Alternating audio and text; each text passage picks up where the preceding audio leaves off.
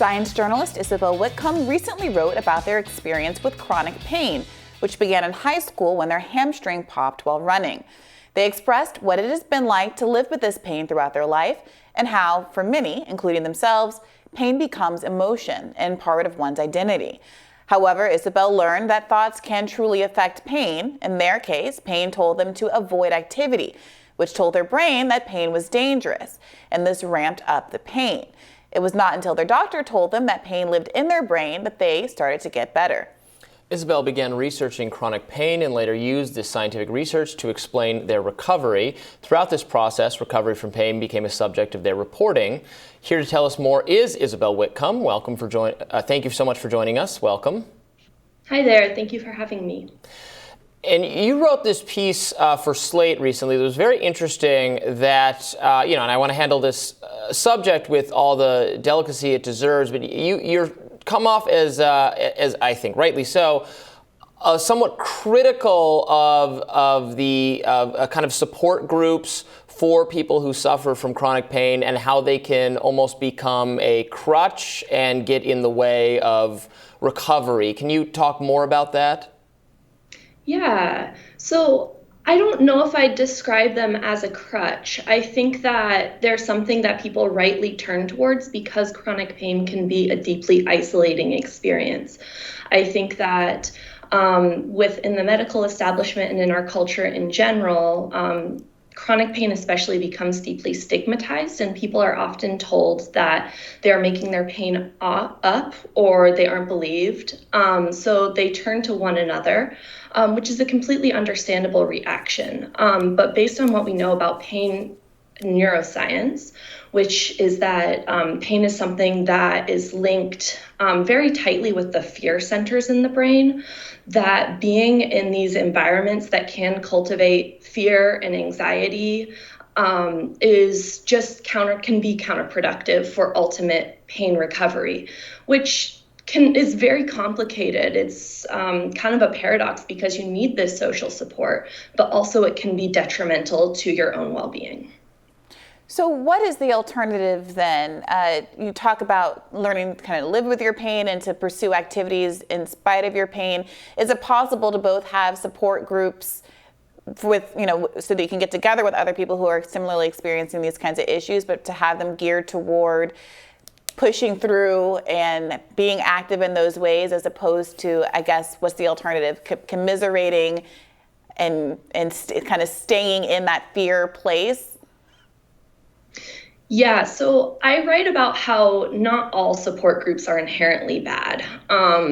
There is definitely a type of social support that can be productive, but it has to be structured around kind of an agreed model of kind of how people should move forward with their pain. So often these groups are run by professionals who are well-versed in the pain neuroscience, essentially.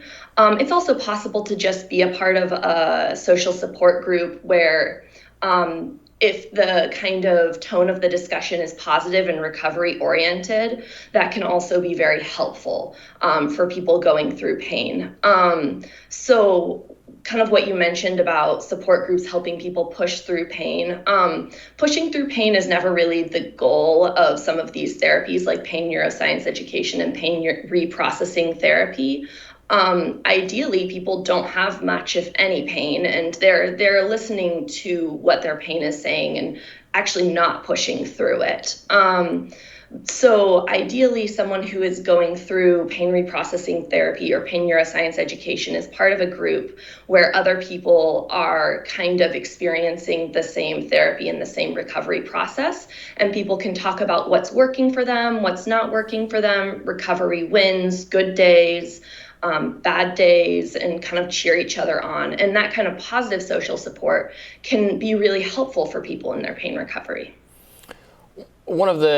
I think that's right. One of the negative kind of possible social dynamics, I think, in these groups is a sort of reinforcement of one's identity as being exclusively and entirely about what they're suffering from, where that becomes that person's whole personality. It's that thing, which then it's not obviously then makes you want to not recover or something like that, but can orient your life around it in an unhealthy psychological way. Is that part of it?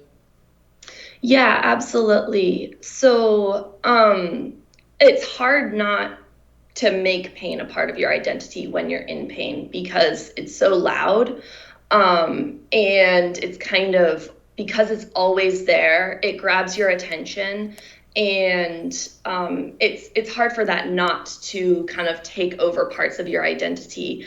I think that this becomes really complicated when coupled with kind of the culture of the internet and the need to put kind of how you see yourself and your markers of identity front and center.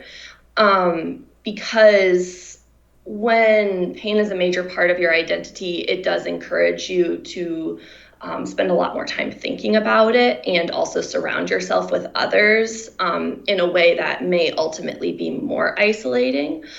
So you're right that these support groups can encourage this kind of formation of identity around pain and kind of lead to this negative spiral.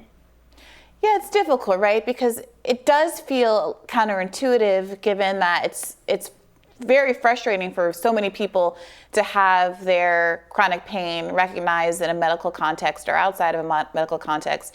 There are all of these ailments that until recently weren't recognized at all and which carry a lot of stigma to date.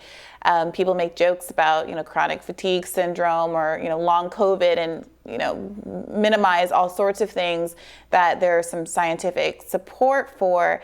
And it's understandable to me why you would then want to seek a community that was validating when the rest of the world isn't validating in the least. And it's, what do you say to people who might be listening to this and say, well, that's a pretty far leap from thinking, oh, there's one place in the world where I can finally be heard, and now you're saying that is perhaps counterproductive because it is causing me to focus too much on this thing that the rest of the world won't focus on at all. Yeah, that's tricky. I would say to those people to not completely turn away from kind of, you can call them support groups or therapy groups, but to be really cognizant of what the environment and the tone of those groups are. Mm-hmm. So if venting or complaining is a major component of those groups, and if it's encouraging you to think a lot about your pain, and if kind of the primary context of the kind of social support that you're receiving is talking about pain, that's maybe an opportune kind of a signal that you should step away from that environment. But definitely groups exist where the tone is more positive and the kind of focus is on good days and kind of tips for how to live with pain. And if you can make that like a small part of your life where it is validating your experience, but also you are engaging with other people from other parts of your life and engaging with the activities that bring your life meaning, I think that can be a really healthy resource. So not to completely write it off, but just be critical of the kind of environment that you are participating in. Well, Isobel, thank you so much for joining us. We appreciate it. Thank you. And we'll be back with more Rising right after this.